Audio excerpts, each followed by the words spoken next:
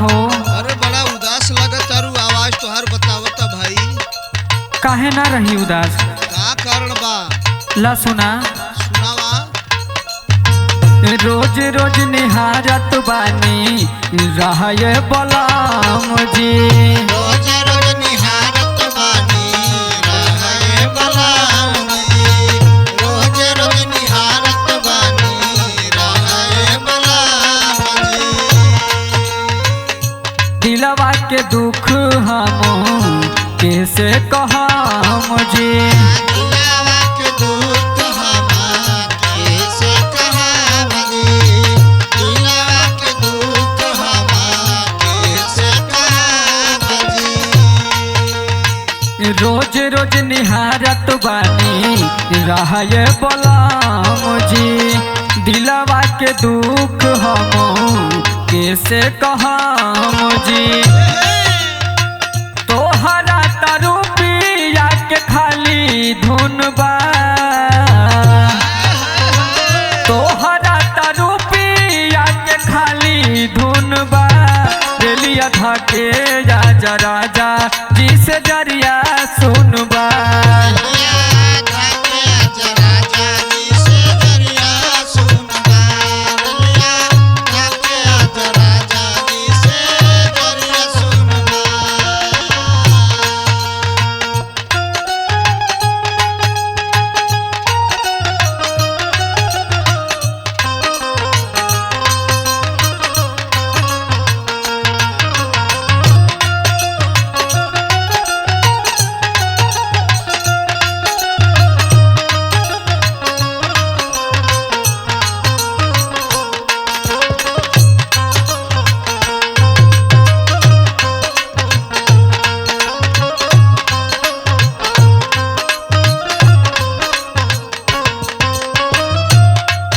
बहुत दुख बा ये राजा जी। काहे के हो?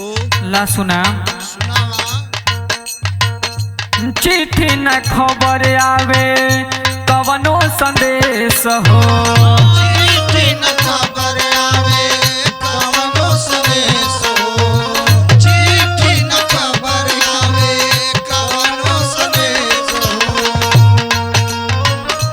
कबले राखी हमका रेजा पे कलेश हो।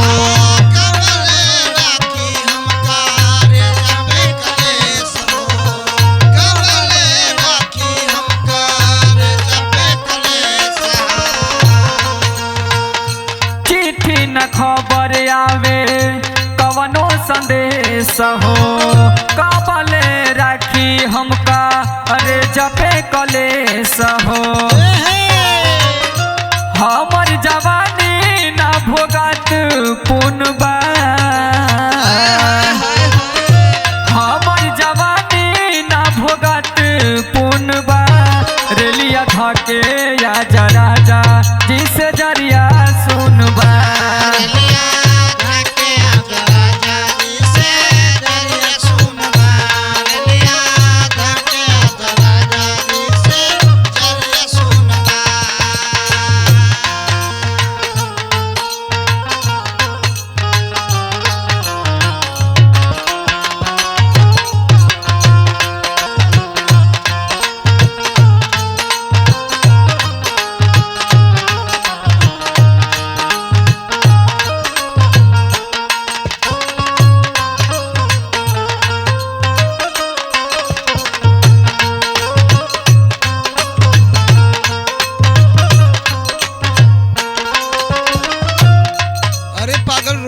बाड़ू हो, टिकट निकल गइल बा, जल्दी आई घरे।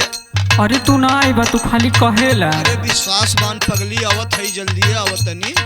तो ठीक बा, हमारे को बात और सुना। सुनाला। सोची सोची जीव हमर रहेला तरास के।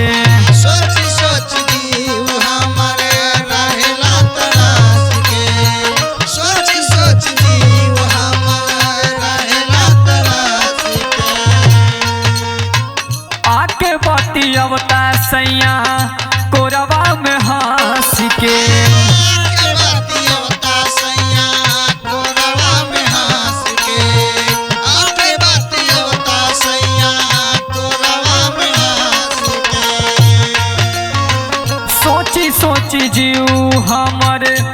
रहेला तरसी के आके बतियवता सैया कोरवा में हंस के करल जाई खेती पिया भरल गुनबा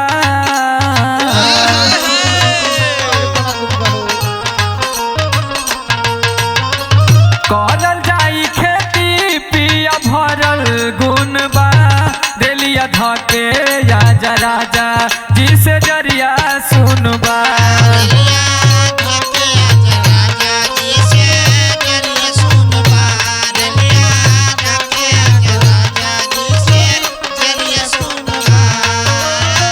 करल जाई खेती पिया भरल गुनबा करल जाई खेती पिया भरल गुनबा रेलिया धके राजा राजा जिसे जरिया सुनबा